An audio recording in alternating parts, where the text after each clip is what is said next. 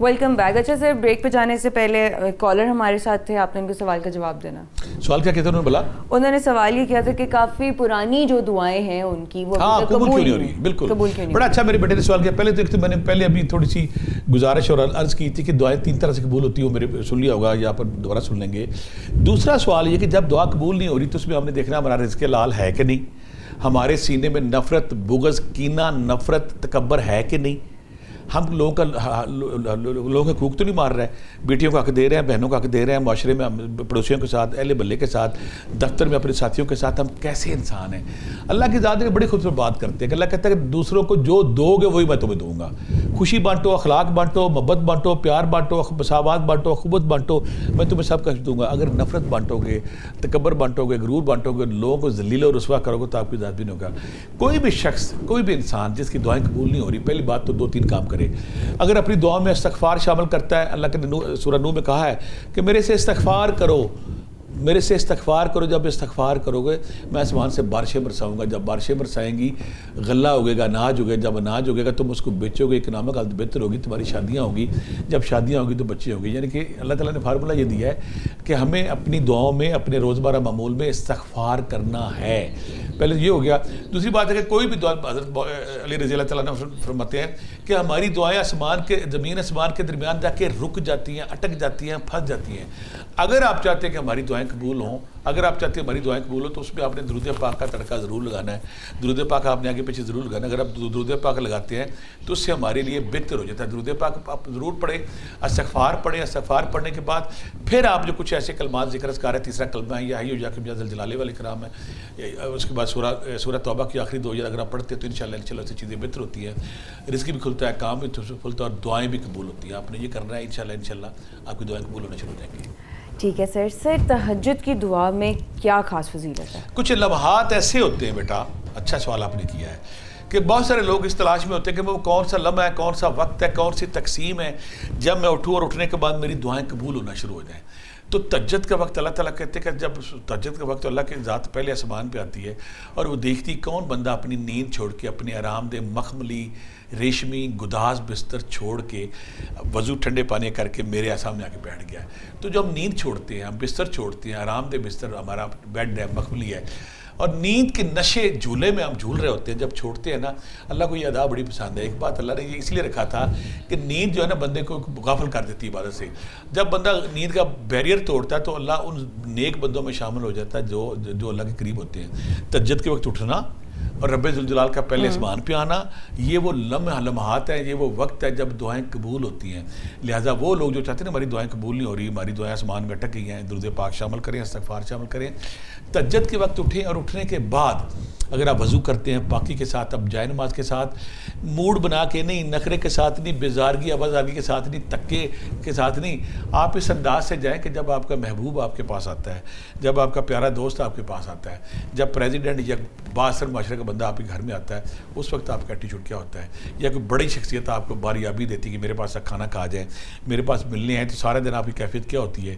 اگر تو آپ کی بڑے افسر سے ملتے وقت جو کیفیت ہے وہ تہجد کے وقت آ گئی, اور کسی بااثر شخصیت سے ملنے کی جو کیفیت ہوتی ہے وہ آپ کے اندر آ گئی, یا آپ یہ کہتے ہیں یہ ساری دنیا چھوٹی ہے, میرا رب سب سے بڑا ہے, اور ترجیح اور رب کے بنا کے اس کیفیت کے ساتھ, اس مزاج کے ساتھ, اس ذہنی کیفیت کے پاس جب آپ اللہ کے حضور حاضر ہوتے ہیں تو وہ قبولیت کا لمحہ. یعنی کہ آپ نے بستر چھوڑا, اپنی کیفیت کو چینج کیا, ٹکر نہیں مارنے گئے اور ڈگ دے گردے گئے اور نماز پڑھ کے آ گئے, اس کیفیت کو کہ میرا رب ذوالجلال مجھے دیکھ رہا ہے یا میں رب ذوالجلال کو دیکھ رہا ہوں, یہ کیفیت پائیں گے تو انشاءاللہ تہجد کا وقت قابل قبول ہے. یہ بیسٹ وقت ہے, اس سے آپ کی دعائیں بھی قبول ہوں گی, اور آپ جو رب سے مانگتے ہیں وہ بھی قبول ہوں گے, اور آپ ہر بندے کی خواہش ہوتی ہے میں نیک بندوں میں شامل ہو جاؤں. جب آپ نیند توڑتے ہیں تو آپ تقویٰ اختیار کرتے ہیں, جب آپ نیند چھوڑتے ہیں آپ نیکی پارسائی اختیار کرتے ہیں, جب آپ نیند چھوڑتے ہیں تو اللہ کے نبی نے کہا تھا نا غزوہ بدر کے وقت, اب ہم جہاد اصغر سے جہاد اکبر کی طرف آئیں گے. تو صحابہ کرام نے پوچھا یا رسول اللہ اتنا بڑا جہاد ہم کر کے آئے, یہ جہاد اصغر ہے, جہاد اکبر بھی رہتا ہے. تو آپ نے کہا تھا نفس کے خلاف جنگ کرنا, نفس کو شکست دینا, وہ قد افلاح من زکا جو ہے کہ اپنے نفس کو پاک کر لو. تو یہ وہ جب اب تہجد وقت اٹھتے ہیں تو ہمارا نفس پاک ہوتا ہے, ہمارے مزاج کا جو اندر جو فرعون ہے تکبر, جو فرعون بیٹھا ہے, سانپ بیٹھا ہوا تکبر کی شکل میں, غرور کی شکل میں, اپنے جسم کی رام کی شکل میں, جب ہم توڑتے ہیں تو ہم اللہ قریب ہو جاتے ہیں. لہٰذا تہجد وقت اٹھنا اور دعا کرنا, عبادت کرنا وہ قابل قبول ہے. ٹھیک ہے سر, ہمارے سے کالر موجود ہیں صفدر ہیں کھانے بال سے. جی السلام علیکم.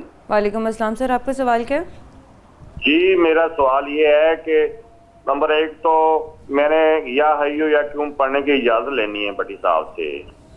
दूसरा क्वेश्चन ये है कि मुझे कोई ऐसा इस्तिखारा बताया जाए जिससे हर सवाल का जवाब मिले। मिसाल के तौर रूहानियत के बारे में पूछना है या कोई और के बारे में पूछना है, जिससे हर सवाल का जवाब मुझे मिले।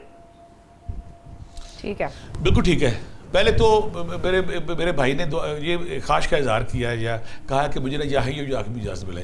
बेटा या हय्यु या क्यूम के जो मैंने, अगर ये इसका आपका इशारा मेरी तरफ है, तो मैंने 1.25 करोड़ का चिल्ला किया तो उसका तरीका मेरा ये था कि मैंने 30,000 पहले 3,000 स्टार्ट किया था, फिर मैंने इसको 5,000 कर दिया, फिर मैंने 12,500 कर दिया था, फिर मैं बड़ा अरसा तक 8 साल तक इसको 22,000 करता रहा। लेकिन आम लोगों को मैं रिकमेंड करूँगा कि 2-2.5 घंटे में होता है, आप 12,500 दफ़ा या 5,000 या 3,000 दफ़ा स्टार्ट करें। एक बात है, मुझे शुरू में समझ आ गई थी कि जब तक 1,000 दफ़ा मैं दिन में या अस्तगफिरुल्लाह नहीं पढ़ूंगा, 1,000 दफ़ा दुरूद पाक नहीं पढ़ूंगा, मेरा वजीफ़ा पूरा नहीं होगा।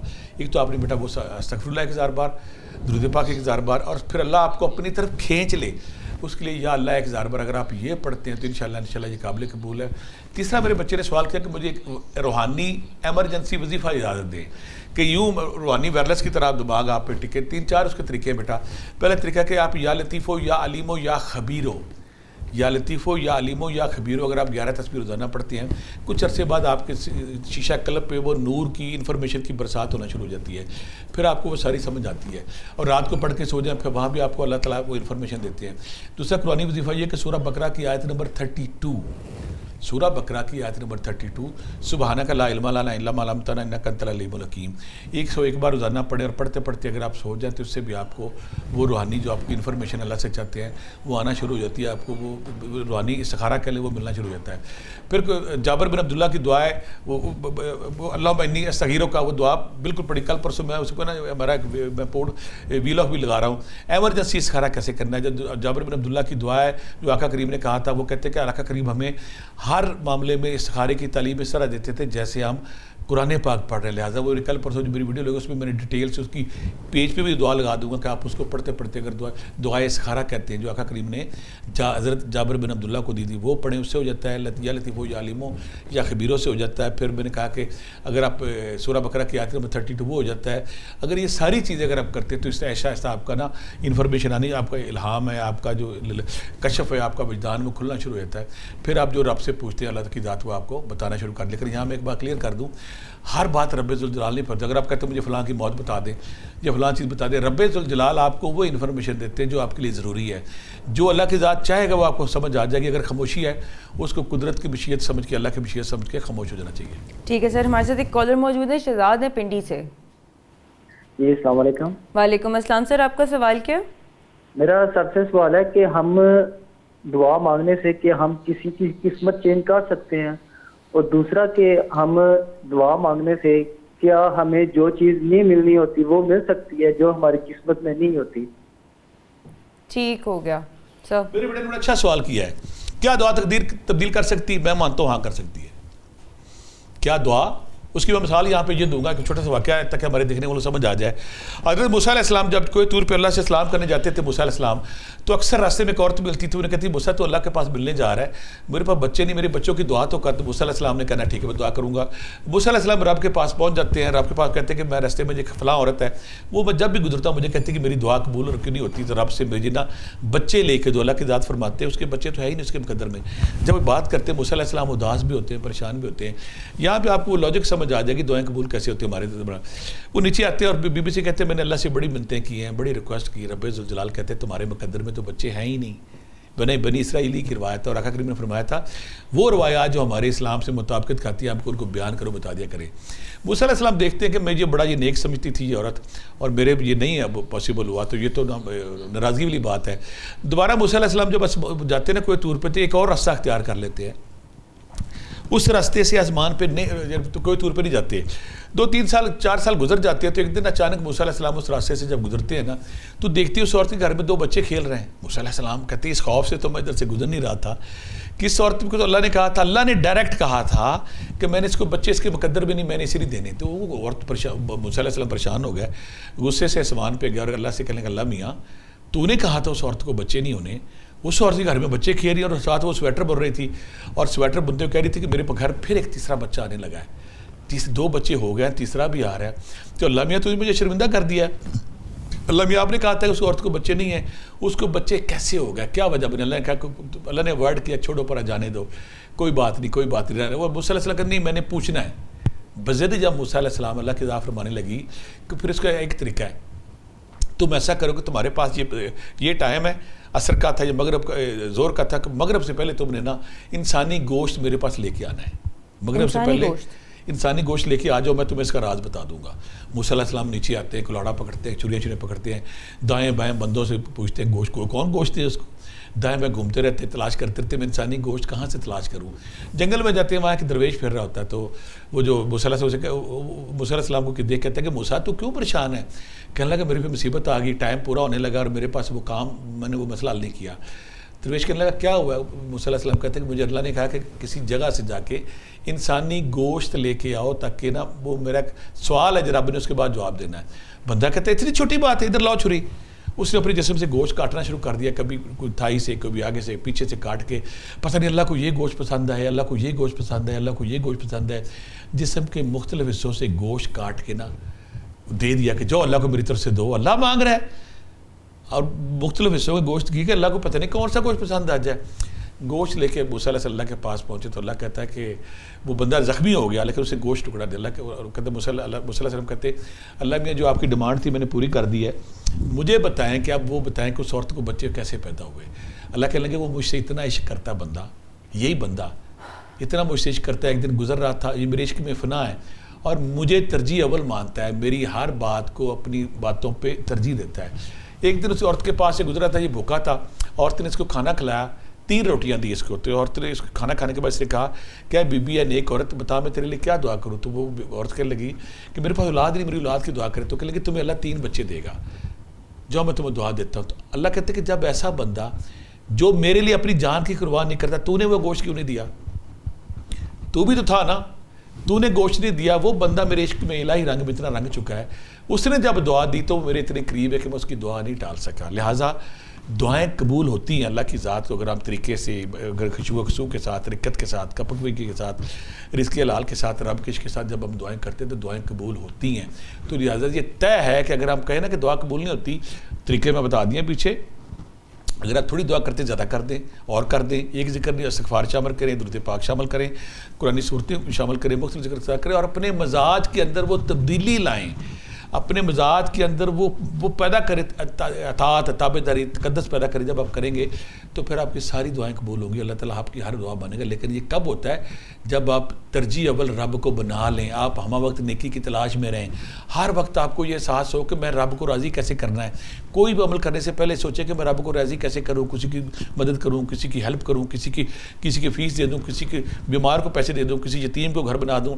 جب آپ ہمہ وقت رب کی تلاش میں رہتے ہیں. اور دوسری بات ہے, جب آپ کے سامنے قرآن پاک پڑھا جائے تو آپ قرآن پاک کو دل پہ لگا لیں. کچھ لوگ قرآن پاک سنتے ہیں, مسجد سے باہر نکلے, ختم. آپ اللہ کی قرآن پاک کو, اور پھر دوسری بات آپ کا دل جب لگنا شروع ہو جائے مسجد میں, قرآن کے ساتھ, نماز کے ساتھ, مسجد نبوی میں, خانہ کعبہ میں, نیک مقامات پہ اللہ کا آپ کا دل لگنا شروع ہو جائے, اور جب آپ کے اندر رکت ہو, خوف کا عالم کیا کہ میں یہاں پہ بیان کرتا ہوں. ضروری بات, حضرت عمر بن خطاب رضی اللہ تعالیٰ نے نیکی پارسائی, آقا کریم نے کہا تھا کہ عمر جس گلی سے گزر جائیں اس گھری میں شیطان نہیں رہتا. تو عمر خطوب رضی اللہ تعالیٰ ایک دن انہوں نے دھاگا پکڑا ہوتا, پتہ کہتے ہیں اللہ میں کاش دھاگا ہوتا, میرا حساب کتاب نہ ہوتا, یہ دھاگا جل کے راکھ ہو جاتا, میں اللہ کے پاس نہ جاتا. اما عائشہ, اب ہماری ماں جو ایک دن پتے کو پکڑ کھڑی ہوتی کہ یا اللہ کاش یہ پتا کو درخت کو جانور کھا لیتا, میرا حساب کتاب نہ ہوتا. رکت, خشیت اور خوف اس لیول کا تھا. ہماری ماں جو پاک ہیں, جو جنت واجب ہے جن پہ, حضرت عمر فاروق جو مراد رسول ہے, جن کو اللہ کے نبی نے مانگ کے لیا تھا, وہ خوف کا عالم یہ کہ وہ کہتے ہیں کہ اللہ میاں میرا حساب کتاب بناؤ. جب آپ اس لیول پہ آ جاتے ہیں تو پھر آپ کی دعائیں بھی قبول ہوتی ہیں. پھر وہی عمر تھا جس نے کہا تھا دریائے نیل پہ, جب انہوں نے کہا تھا پانی نہیں آتا نوجوان دلہن کو وہاں پہ جب تک خون نہیں ڈالیں گے, عمر فاروق نے رکا لکھا تھا بسم اللہ الرحمن الرحیم, اے نیل اگر تو میرے رب کے حکم سے چلتا ہے تو چل, نہیں تو تیرے پانی کی ہمیں ضرورت نہیں. اور جب قاصد نے, جب ایلچی نے جا کے وہ رکا, دریائے نیل ہر سال ایک دلہن کا خون مانگتا تھا, وہ رکا جا کے پتال میں ڈالا ہے, پتال میں رکا گرا تو پانی کناروں سے اچھل پڑا اور اس دن کے بعد آج تک وہ پانی بند نہیں ہوا. یہ وہ یعنی کہ جب آپ رب کے ہو جاتے ہیں, رب کو مان لیتے ہیں, پھر اللہ بھی آپ کی ساری بدعائیں قبول کرتا ہے. ٹھیک ہے سر, ہمارے ساتھ سمینہ موجود ہیں لاہور سے. السلام علیکم. وعلیکم السلام. میم آپ کا سوال کیا ہے؟ میرے 2 کوشچن تھے. مجھے پہلے کوشچن کا جواب تو مل گیا کہ دعاؤں کی قبولیت میرے کون سی رحمت اللہ سے مانگی جا سکتے ہیں.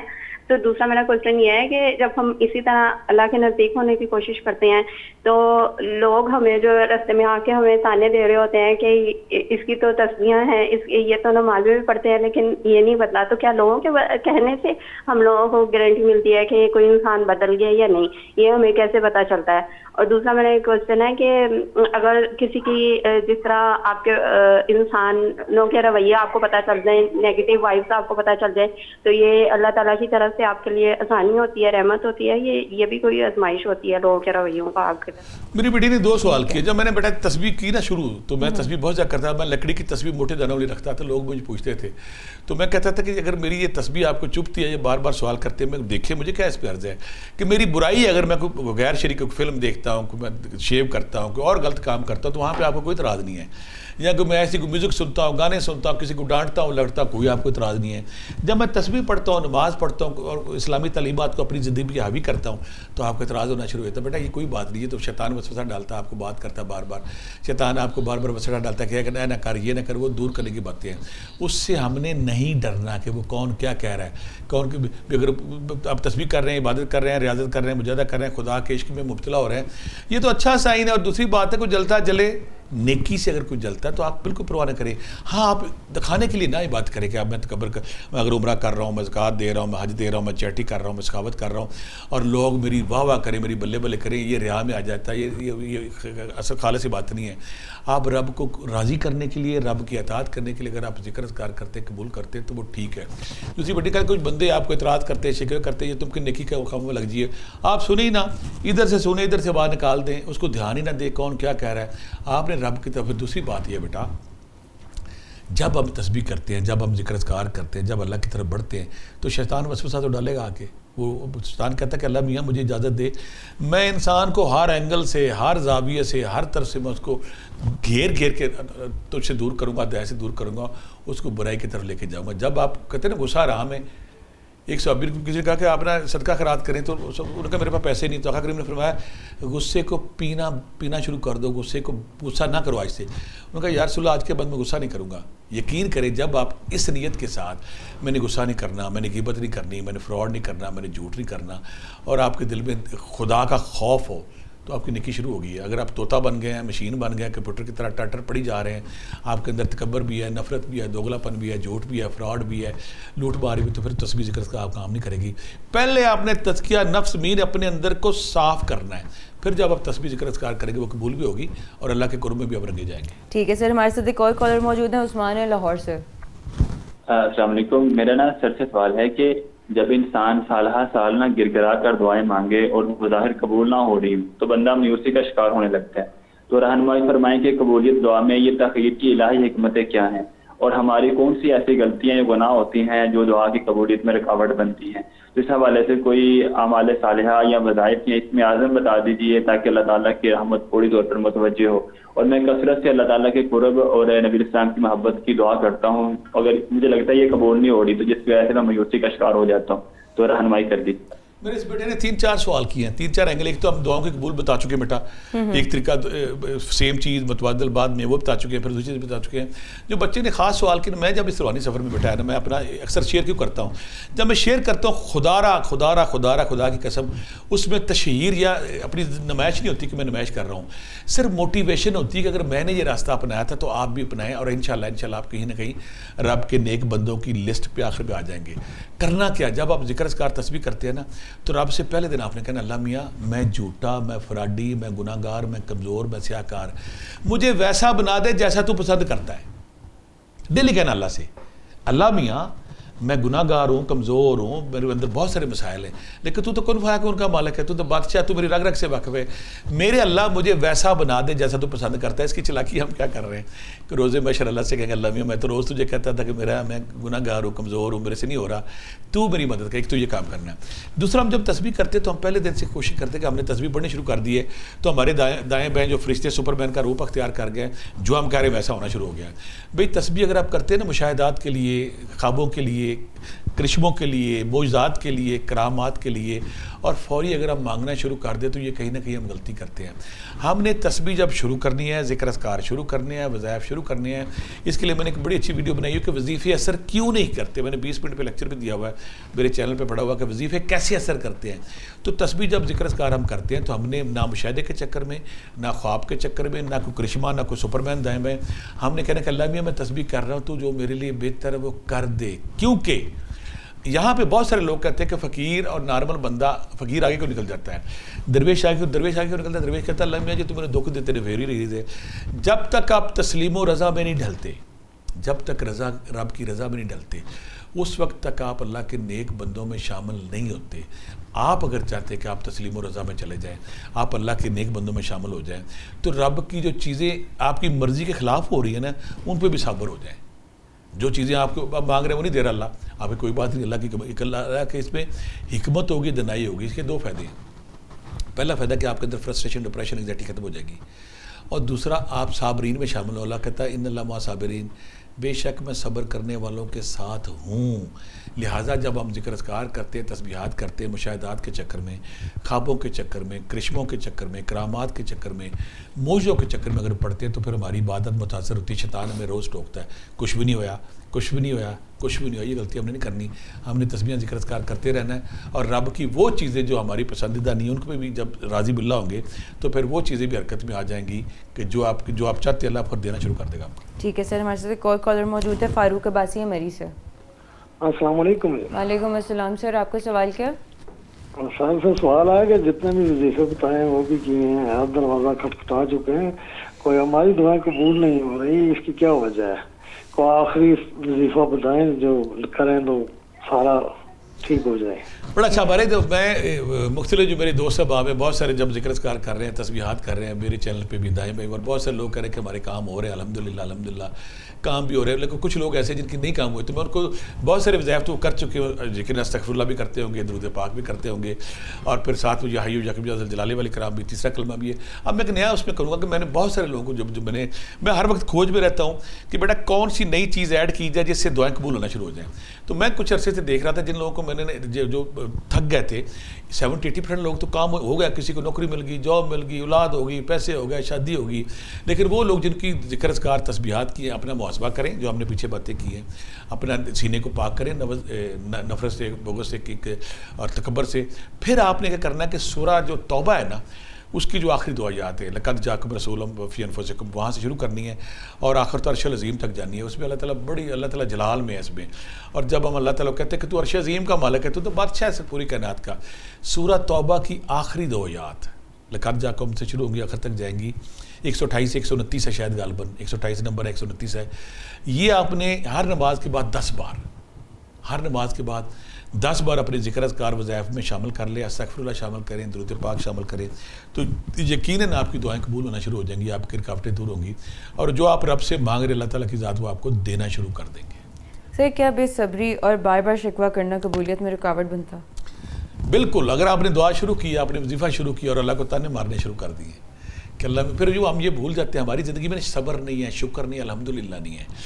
جب ہماری زندگی میں آ جائے نا الحمدللہ, جب ہماری زندگی میں آ جائے استغفر اللہ, جب ہمارے لیے میں آ جائے سبحان اللہ, یہ چیزیں جب ہماری زندگی میں آ جائیں تو پھر ہمارے اندر تشکر آ جاتا ہے, طمانینت آ جاتی ہے, سکون آ جاتی ہے, برکت آ جاتی ہے. ہم فطری طور پہ انسان بے صبر ہے نا, فطری طور پہ انسان بے صبر ہے. یعنی کہ رب کی عبادت وہ اس لیے نہیں کر رہا کہ رب نے تمہیں انسان بنایا ہے, رب نے تمہیں سارے عذاب پورے دیے ہیں, تمہاری زبان, تمہاری آنکھ, تمہارے ہاتھ, ہر چیز دی ہے, وہ اس لیے کر رہا کہ ربا بنوایا چاہیے ہے. یعنی کہ رب کو ہم نے پھر اللہ تعالیٰ, میں وہ جو ترجمہ پڑھا تھا اور میں قرآن آیت پڑھی تھی, میں تو لرز گیا تھا, ابھی تک میرے دماغ پہ نقش ہے وہ آیت. اللہ کی ذات فرماتی ہے جب تم بار بار مجھے یاد کرتے ہو تو میں تمہاری دعا قبول کر کے تمہاری وہ مصیبت ٹال کے تمہاری دعا سن لیتا ہوں, تو بعد میں تم ایسے بن جاتے ہو جیسے مجھے جانتے ہی نہیں. یعنی کہ اللہ سے دعا کی, اللہ نے دعا سن لی, اور وظیفہ, چلہ, تسبیح, جب تک شادی, جب تک بیٹا, جب تک نوکری, جب تک کاروبار, جیسے کام وہ چھوڑ دیا. یہ غلطی ہم کرتے ہیں. ہمیں جب ہم نے سارا کچھ کر لیا, اس کے بعد شکرانے کے طور پہ بعد میں بھی ذکر اذکار دعا جاری اور ساری رکھنی چاہیے, تاکہ اللہ تعالیٰ بعد میں ہمارے ساتھ اسی طرح مہربان قائم و دائم رہے. دعائیں اللہ سنتا ہے, لیکن ہمیں اللہ کے مزاج کو سمجھنا چاہیے, صبر کو اور بد دعاؤں سے بچتے رہنا چاہیے, تاکہ اللہ تعالیٰ ہمارے اوپر مہربانیاں جاری اور ساری رکھے. چلیں ٹھیک ہے سر, تھینک یو سو مچ آپ کے ٹائم کو. اور اسی کے ساتھ مجھے اور پروفیسر عبداللہ بھٹی صاحب کو آپ لوگ اجازت دیجیے. انشاءاللہ کل حاضر ہوں گے سیم ٹائم پہ پروگرام درویش کی دنیا کے ساتھ. تب تک کے لیے اللہ حافظ.